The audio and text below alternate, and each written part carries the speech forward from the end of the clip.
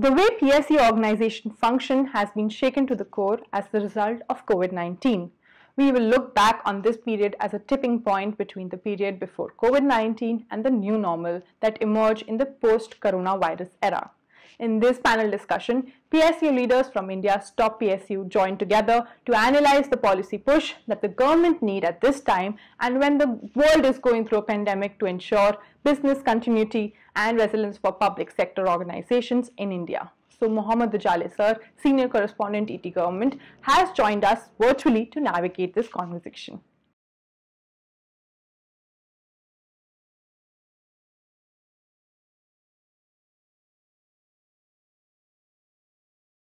Hello and welcome to ET Government National PSU Virtual Summit. I'm Mohammad Ujale from ET Government.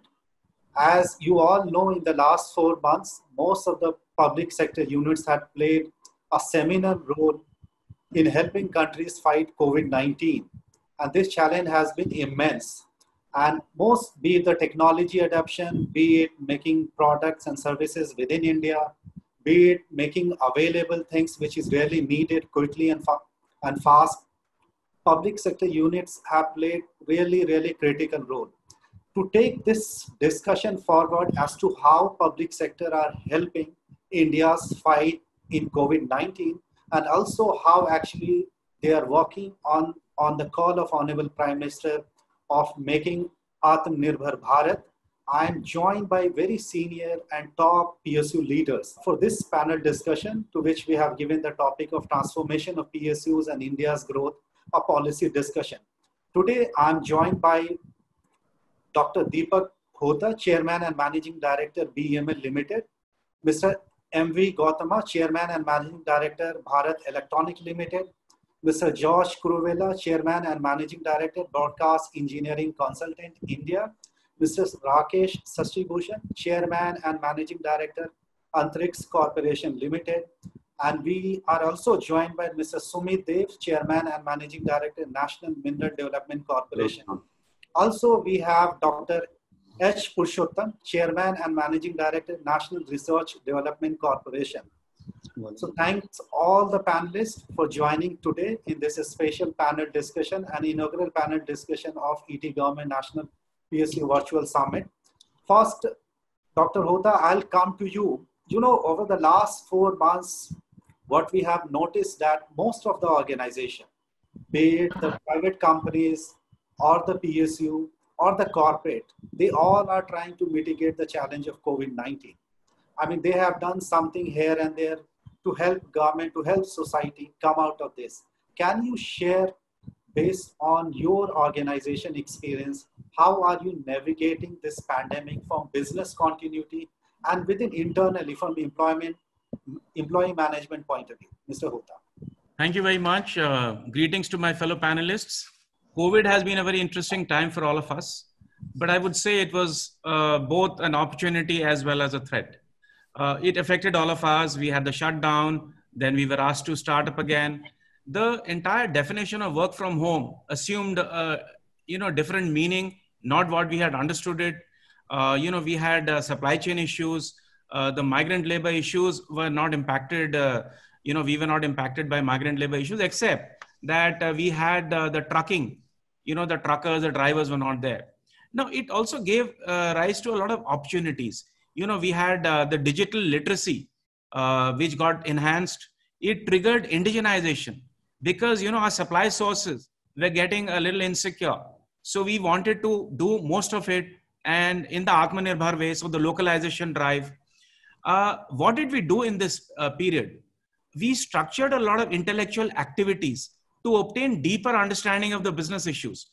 This was at a time when we could not do the production at the shop floor. Right. We co-created a strategy document for ourselves. It was very important as CEO for me to intensify my communication with the MSMEs and other vendors and overseas suppliers. Atmanirbhar Bharat was a shot in the arm for us. We worked towards a zero import policy. We came out with the expression of interest, and there was a whole lot of work which happened there. I engaged with my young people, my market-facing people, my unions, my association. And this was the time when also our ministry engaged with us in the defense acquisition policy. So net, I would say it was a fantastic period for us, great learning. And, we also ventured into making some ventilator parts in our aerospace division. Right. So I would say that deep learning, and I found that this video conferencing, while sometimes, it gets on your nerves, but you really land up doing a lot of work. So net, very good. Thank you. Over the last 4 months, what we have noticed, most of the organizations are trying to mitigate the challenge of COVID-19. Can you also share from BMML point of view, how did you manage this pandemic time? From Bharat Electronics point of view, we went through a very difficult phase. Initially, during the severe lockdown, we have shut down all our factories, except some essential services like security, and we also run few foundries which can't be shut down. So with very minimum manpower, we were able to run them. But luckily, we are blessed with a project of manufacturing large number of ICU grade ventilators to fight the COVID-19 pandemic. Right. So that helped us in requesting government for various approvals for opening our different plants and also getting large employees into the factory to run. Right. What we did those days was that we ensured all the standard operating procedures given to us by Government of India are followed completely. Right. So we ensured sanitization of the factory before every shift. We ensured measurement of temperature of every personnel entering into the factory. We ensured physical distancing. We ran canteen, what we used to run for one shift. We ran canteen in number of shifts, and we ensured that everybody is safe. Absolutely. So not only that, the government helped us in opening up our sub-vendors required for our manufacturing. So nearly about 200 Indian manufacturing companies spreading from Gujarat down to Tamil Nadu were opened specifically for supporting Bharat Electronics. Absolutely. I'll move to Mr. Rakesh Sasibhushan.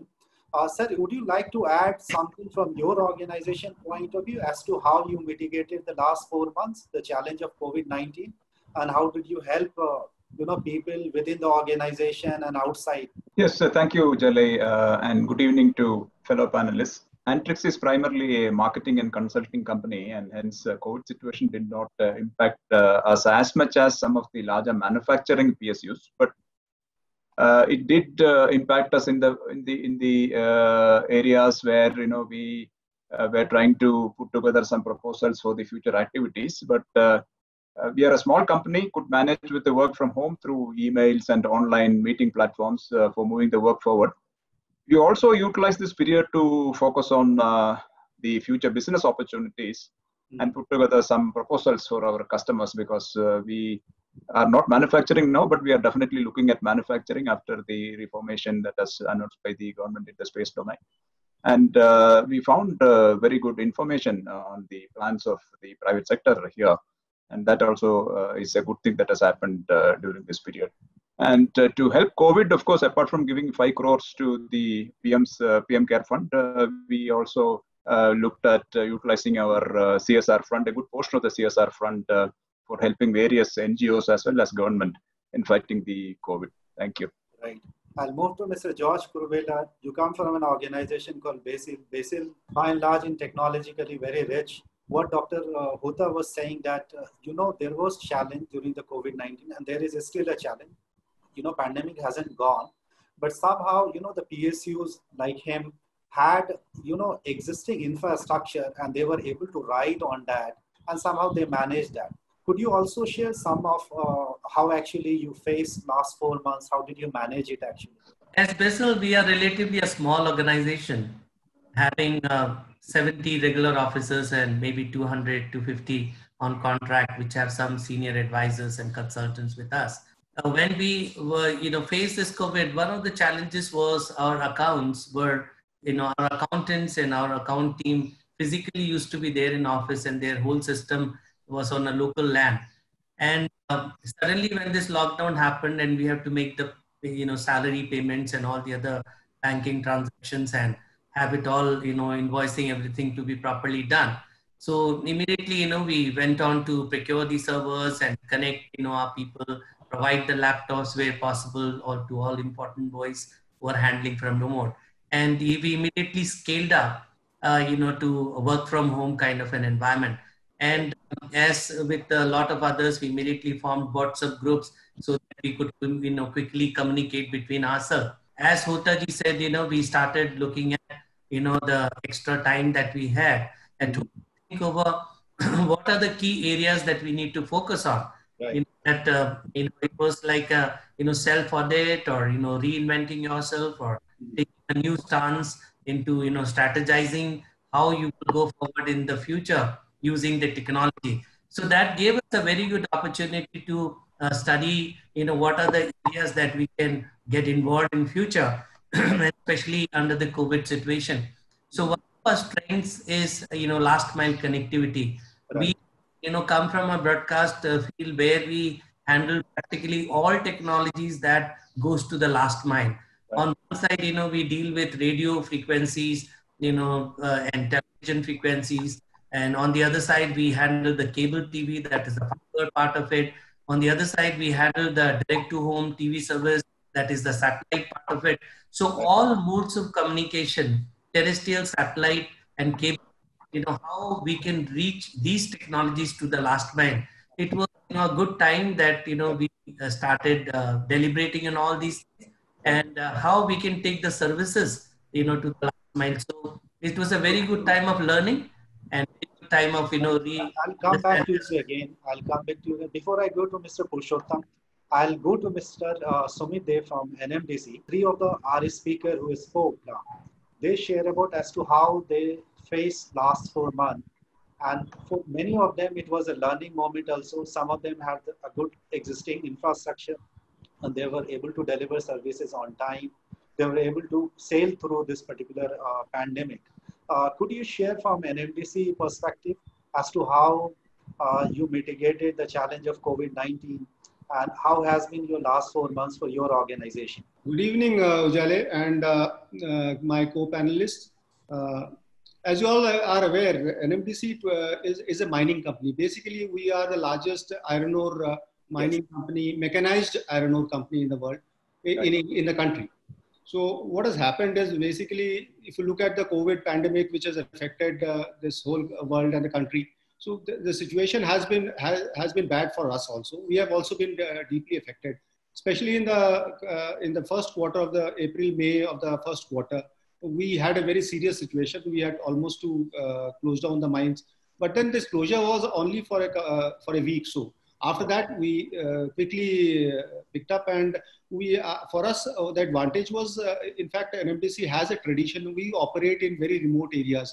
For example, we operate in remote areas of tribal belts of Chhattisgarh and in Karnataka, which are very remote areas. So what we have done is we went for localization of our manpower. So most of our manpowers are trained manpowers and local people there. So that was a big advantage for us. And in fact, gave us a lot of advantage in terms of we didn't lose any man days, and we could quickly ramp up our production. In fact, as on date, we are almost 90% of our production. Our last 2 months of production has been better than CPLY. So to that extent, we have done well, and we will continue to, I don't think there's any major damage to our production to that extent. I'll come back to you again. I'll come back to you again with other question. I'll now move to Mr. Purushottam. Would like to add, because you heard three of our speakers, in fact, four of our speakers sharing their experience as to how they mitigated the last 4 months. Can you share also how was the last 4 months for you? Thank you, Ujale, for giving us this opportunity.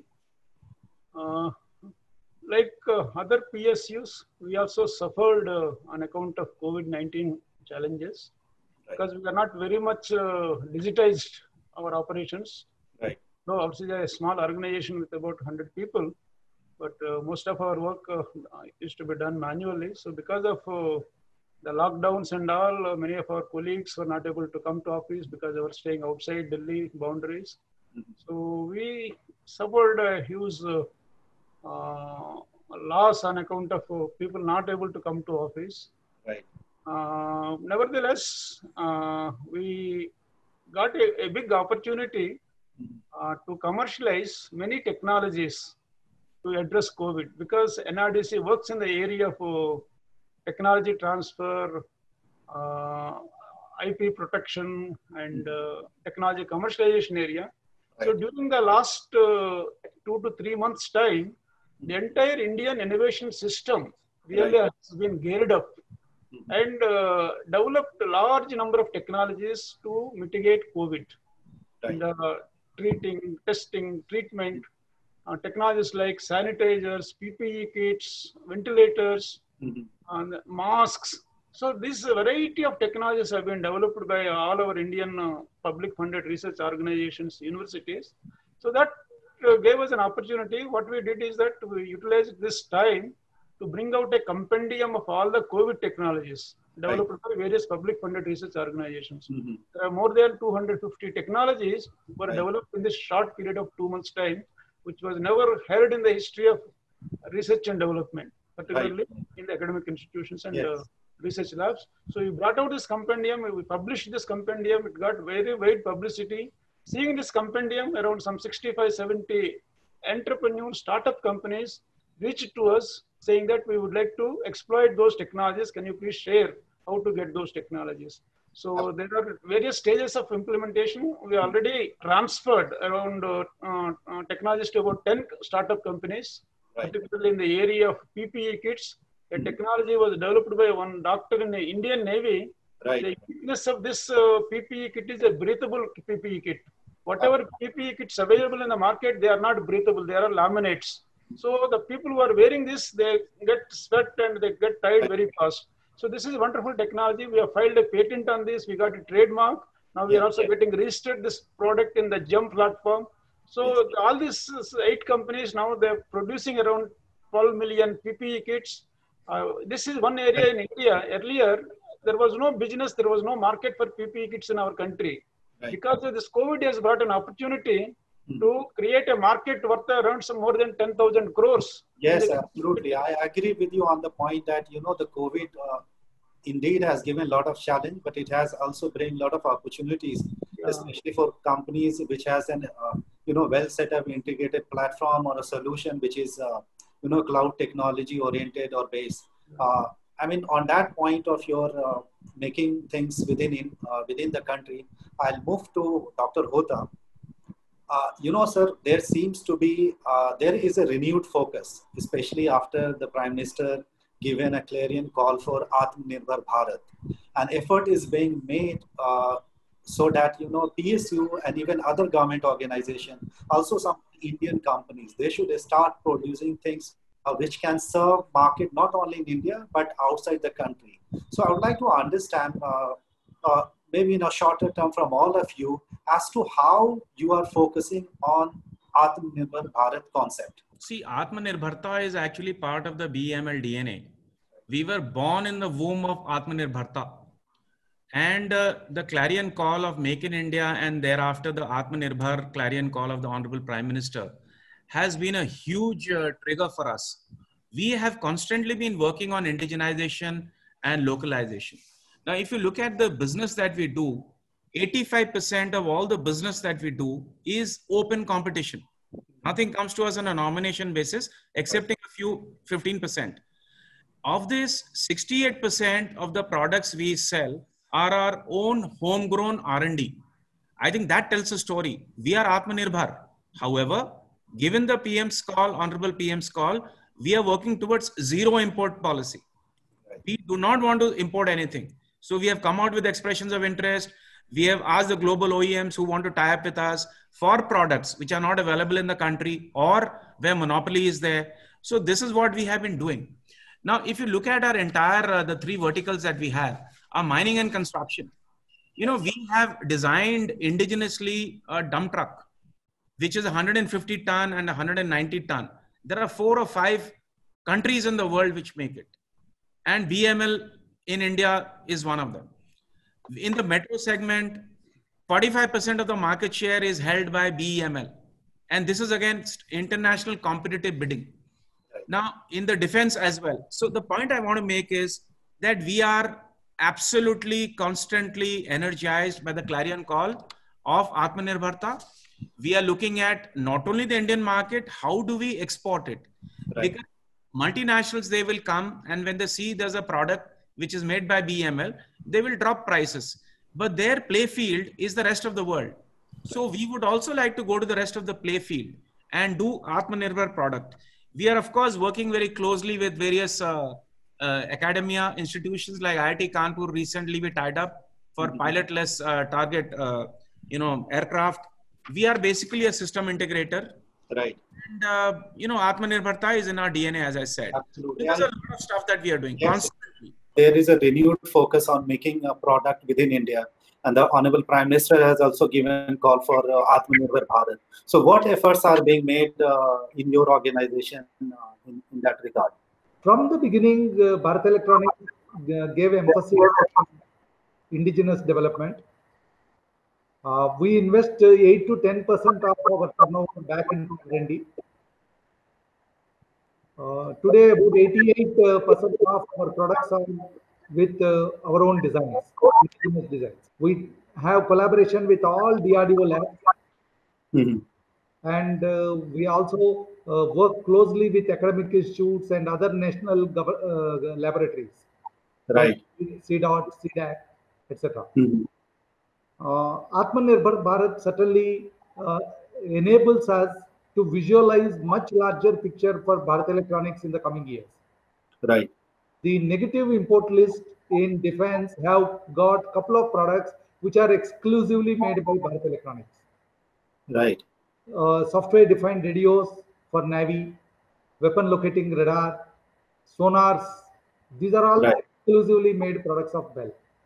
And this negative import list in coming years is going to grow bigger and bigger. Absolutely. So we hope to play a much larger role in bringing up the defense industry in the country, not only a big picture for BEL, but it's also a very big picture for the defense industry in India. I'll come back to you again with another question. Now I'll move to, before I go to Mr. George, I'll move to Mr. Sumit Dev. Dr. Hota was talking about that, Atmanirbhar Bharat is in a DNA, is a part of his organization. And the Prime Minister Clarion Call is also a process of catalyzing that particular process, so that most of the Indian organization, be it PSU, private, or any other type of organization, imbibe the call. But for imbibing this call, you need also a lot of ecosystem. I mean, ecosystem in place, like you need proper human resources, technology, other HR elements. So can you share from your organization perspective, given the fact that NMDC, the kind of stuff that you deal in, you have 60%, 70% market share in that particular genre. How we can add something from Atmanirbhar point of view in the work that you are doing? Per se, if you look at NMDC, see, NMDC is in the mining business. We are in the raw material business. Right. So it's our basic stuff that we do is that raw material supply. We supply raw material for steel making. So that is exactly what is the country requires. I mean, if you look at NMDC, we make iron ore. We produce iron ore for the domestic, primarily for the domestic industry, and that is a part of. Then again, it goes for steel making. So this is something which is in our like Mr. Hota has put it. It's a part of our job. It's a part of our DNA. I mean, unless there's raw material sufficient quantities available, the steel industry can't run. And the steel industry is the basic raw material. I mean, it's the basic fundamental for the growth of the economy. If you look at, we are also entering the coal sector. We have got 2 mines, so we will be producing coal also. So the raw material is sufficiency is primarily the basis of Atmanirbhar Bharat. That is one part of it. The other part of it, if you look at, we are working with a lot of MSMEs to localize our our supplies, whether it is with regard to our spare parts or other things. So this is something which we are working with them, and 40% of our suppliers are local MSMEs. We work with them very closely. In terms of arranging special terms for them. So this is another very big step. And obviously, there are a lot of other things also we keep doing for to push this Atmanirbhar Bharat policy. I'll move to Mr. George. If you could add something, because you were raising a very important thing, which was the last mile connectivity. I mean, that is something really important for a country like us. And there also we need a kind of Atmanirbharta, because we tried a lot of way of connecting. You have National Optical Fiber Network, other thing. But despite our best effort, we have not been able to somehow connect the last mile. And especially in COVID-19 time, we have seen that those digital divide coming up quite well and quite open. Like the people in the urban areas, they were able to access, they were able to join via Zoom and other things for offices. But that was not the case in the rural areas. So on the connectivity part, on the last mile connectivity part, how we can make ourselves Atmanirbhar?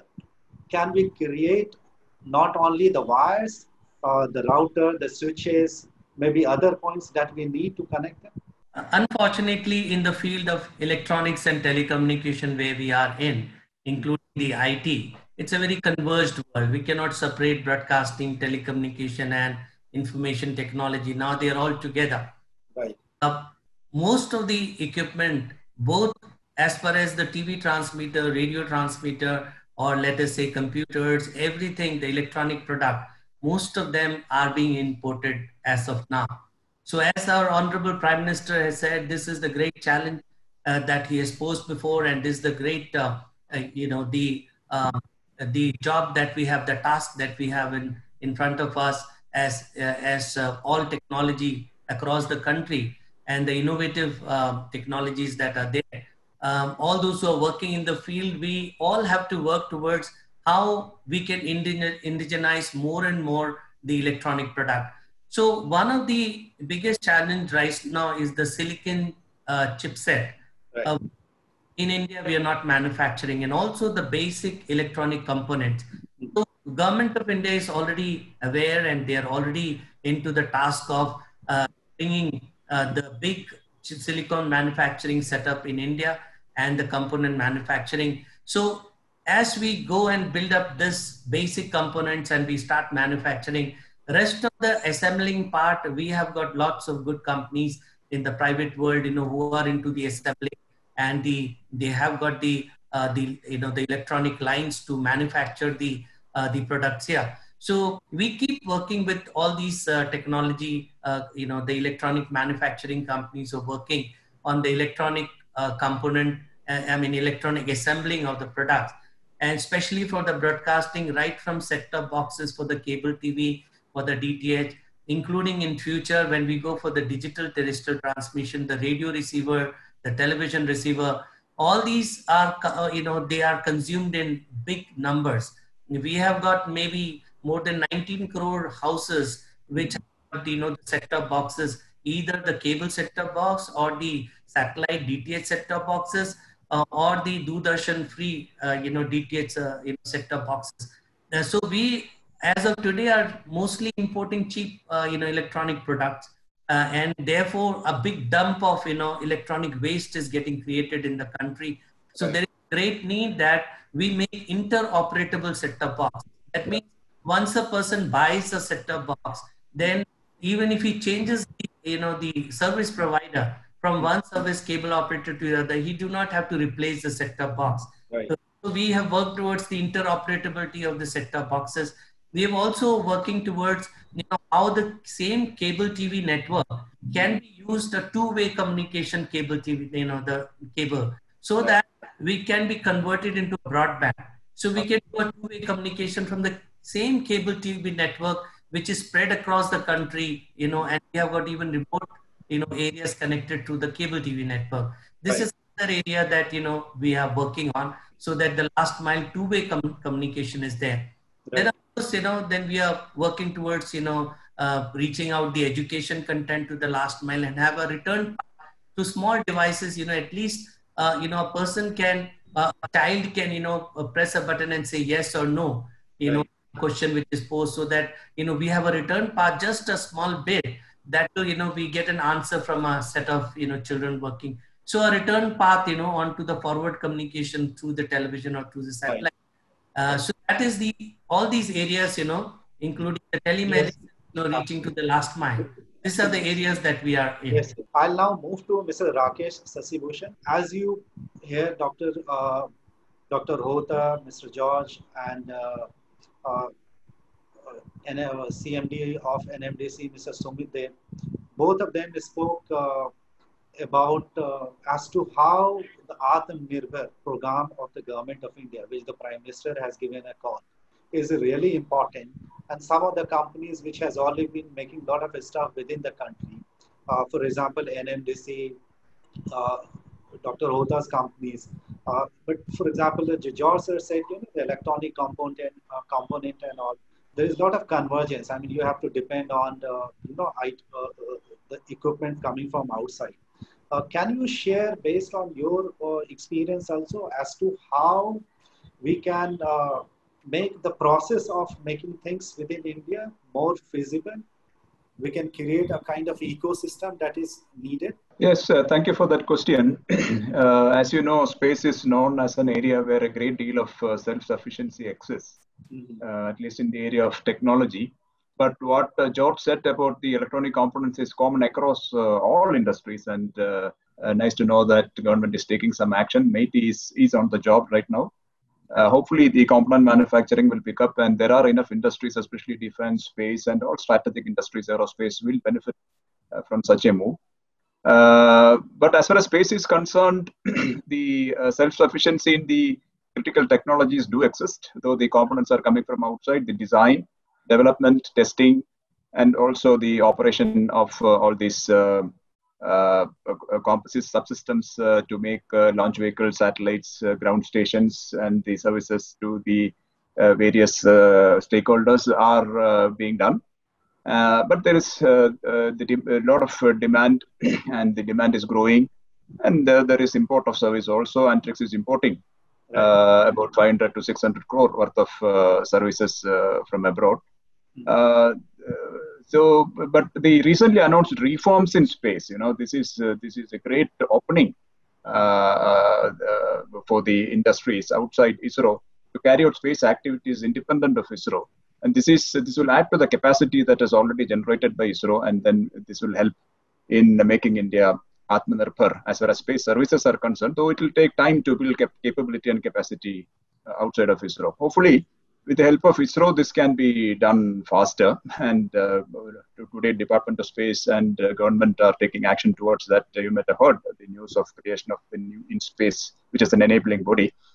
Currently, about 50% of SATCOM capacity is imported. There is also a good amount of pending demand which needs to be met. The shortfall in Earth observation services and applications is also large and growing, and we need the private sector to join hands with ISRO, and we hope that with this reform that is recently announced by the government, we can together fulfill this gap and make India fully Atmanirbhar as far as space services are concerned. Thank you.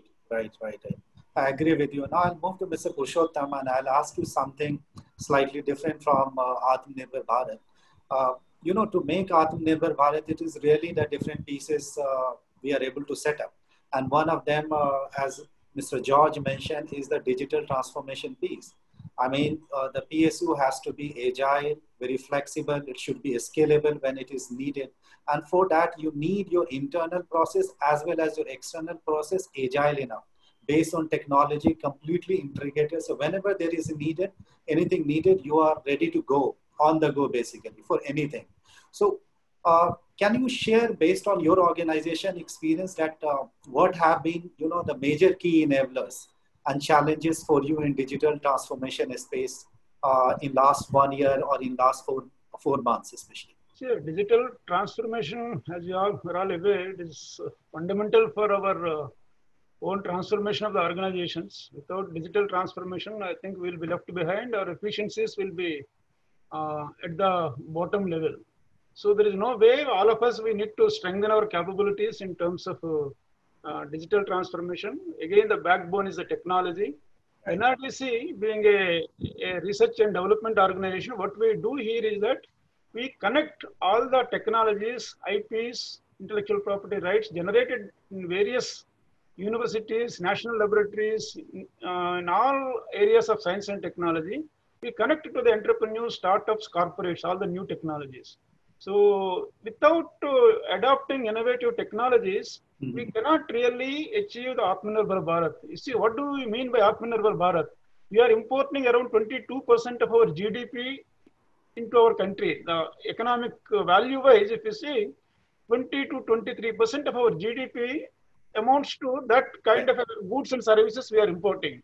Unless we achieve all our self-sustainable development goals, it is not called we have achieved Atmanirbhar Bharat. No. Right. So all these things are very, very important. And Prime Minister of India has put a goal before all of us. We need to achieve a 5 trillion economy by 2022. So all these things are possible only if we adopt innovations in our day-to-day businesses, advanced technologies. So what is important is that the industry-academia partnership is very, very key for achieving Atmanirbhar Bharat. As far as our organization's mandate is concerned, we have been doing that. Right. During the last few years, we have transferred more than 5,000 technologies to various startup companies, MSMEs, big companies in the country, which were developed by all these public funded research organizations. We have also protected 2,000 innovations or patents, we call it. So that is how we are contributing to build Atmanirbhar Bharat by way of connecting innovations, technologies to the startup companies and MSMEs and large companies. And we also recently launched one scheme to support startup companies in collaboration with Indian Oil Corporation. About 60 crores we have invested in 24 startup companies to promote innovations during the last 1 year. Around 24 startups are being incubated across the country, wherein we have invested 60 crores in each startup company, 1 to 3 crores grant we have given to promote innovation. Absolutely. Okay? Absolutely. Yeah, and also now we have signed an agreement with National Aerospace Laboratories in Bangalore to establish an innovation incubation center along with one private major philanthropic company. We are going to establish this incubation center to promote innovations promoted by startup companies in the aerospace technology. Right. Dr. Hota, I'll come to you. We are in the last leg of this panel discussion. And now, as you heard that Mr. Purushottam was talking about Atmanirbhar Bharat as well as the role of digital transformation. So from digital transformation point of view, as I mentioned earlier, it is really important that, the PSU also think about like digital first. I mean, you should be lean and thin, agile and scalable enough. If something comes, you are able to go on the go. So we wanted to understand what have been the key enablers for BMN and what are your views on digital transformation of India's PSU? If you could tell us maybe within 2 minutes. Yeah, see, IT, the biggest challenge is the IT cycle time is becoming shorter and shorter. Right. The customer expectations are becoming more and more. The whole world is hyper connected. There is seamless experience which the customer wants. So end of the day, when you do IT, like we are a customer facing organization, we need to have customer at the heart of it all. We cannot have IT centric solutions. It has customer centric solutions. Now in this, it is very easy to go and buy a very, very hi-fi setup, hi-fi software. With people, change management is very important. So I think that to my mind is very, very important. The second is to have a service mindset. The IT people normally, make it so complicated. They don't have the customer at the heart of it all. You need to have cross-functional teams to work at customer solutions. What are the customer expectations which are changing? How do you integrate your system with third-party, this thing? Then the rules of the games are totally changing. Now, in our mechanical systems, we need to have sensors and IoT-enabled stuff. It's no longer about making a good mechanical product. It's about embedding electronics. And the good news is that India, along with the rest of the world, AI, like we are working on an AI-enabled technology for an autonomous dozer. Supposing there is an earthquake or something, a dozer without any manpower will go. Today, we are going to supply the first unmanned train operation in Mumbai. That is AI. We are setting up a fatigue monitoring system for the drivers, which is being worked out for the army. Now, these are some of the things that we are doing. But let me tell you, there is no PSU or private sector in this. It's being a defense public sector undertaking. For us, IT and cyber security is extremely important. Absolutely. And so, that's a lot of investments are happening in the paucity of time. In the interest of time, I will not be able to elaborate. Thank you so much. Mr. Dev, I'll come to you. As Dr. Hota mentioned, the next generation technology, especially AI, machine learning, is playing really very important role in the digital transformation work of PSU, like an organization like him. He also mentioned about the cybersecurity part. Being a defense PSU, it is really important to have a system and mechanism in place which is highly secure. From NMDC point of view, how do you look at the digital transformation piece, given the fact that you are in the iron ore, possibly the hardcore stuff, but ultimately you talk to your supplier, your buyers, the people who are actually your stakeholder. At what level the digital transformation agenda is within your organization? In fact, it is like this, that the digital transformation of NMDC, in fact, we have there's a digitization program which is going on in the company, which is basically driven by we would like to get into entirely a digitized mining setup, where we have a SAP installed, ERP installed, and then we have a totally fleet management system which is entirely sensor based and artificial intelligence, AI, and then GIS systems where our dumpers and where our heavy equipments are all sensor based and they are all controlled through a control room. And it's a very digitized sort of a operation where we totally, I mean, of course, we have not moved on to a totally artificial sort of a system, but then the entire thing is controlled, and global information system, fleet management system, installation of we have a totally SAP environment which is working. So these are, and this translates into a totally digitized mining operations in the country. So this is something which we are implementing and in the process, and in fact in a couple of months probably we will enter into that area. We also are doing a lot of digital initiatives like training programs, which is entirely now gone online.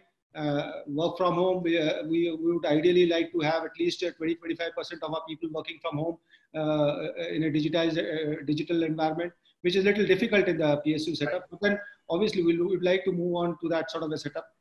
So these are some of the things which are initiatives which are being taken by NMDC. Right. Mr. George, I'll come to you before I go to Mr. Rakesh and Purushottam Shah for the last comment.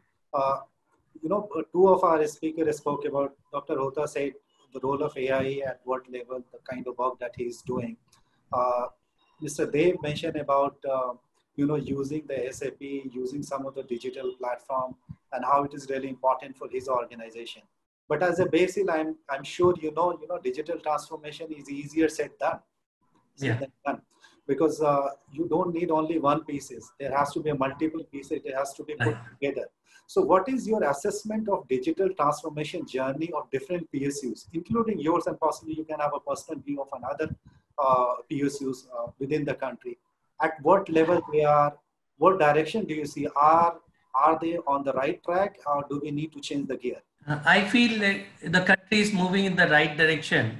Now, when we talk about smart city, basically it is, each operation getting connected to a control and command center.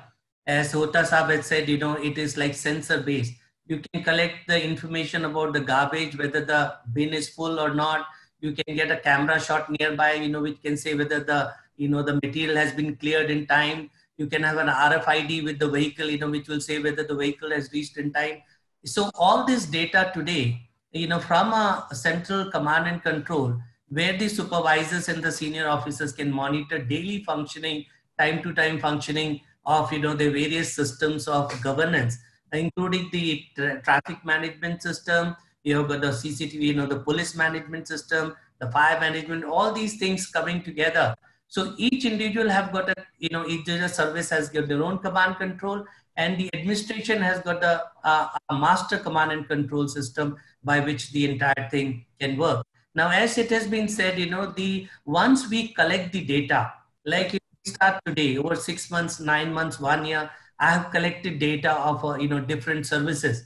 Then, the artificial intelligence and the analytics come over that. And then they are able to predict and say that, okay, how I can optimize my resource? Where are the shortcomings? Where I need to bridge the gap? All these, factors come in.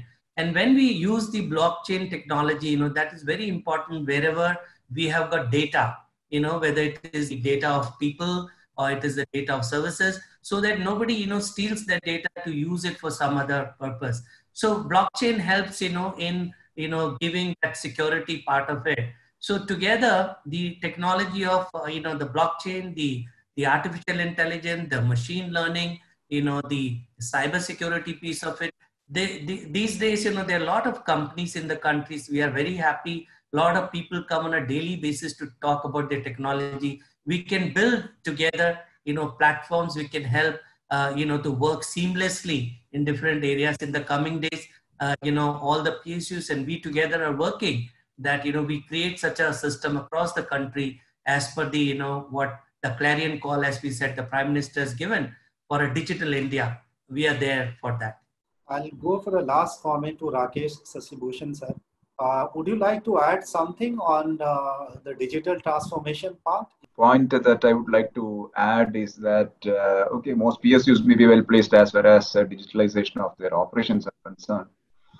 However, the parent departments may not be so. And since PSUs are regularly communicating with the government departments as well as DP, it is important that suitable tools and services are implemented there also, so that this digitalization activity is complete and the communication is paperless and transparent and fast.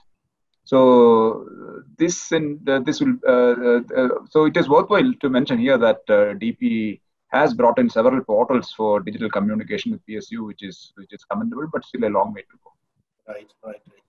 Thank you so much for all of you for being such a wonderful panelist and sharing your inputs as to how your organization is mitigating the challenge of COVID-19 and how all of you are walking towards the call of Honorable Prime Minister for making country Atmanirbhar.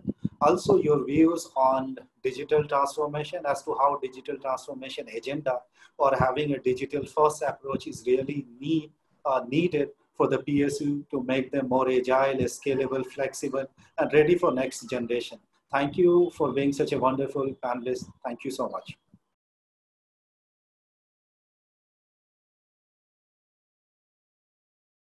Thank you for that comprehensive overview. This forum is designed to feature a 360-degree view of the developments across the PSU industry. So we hope that you have found the finding useful. So do engage with us on the social media using the hashtag ETPSU, and we will be back on the other side with a short break. Stay with us.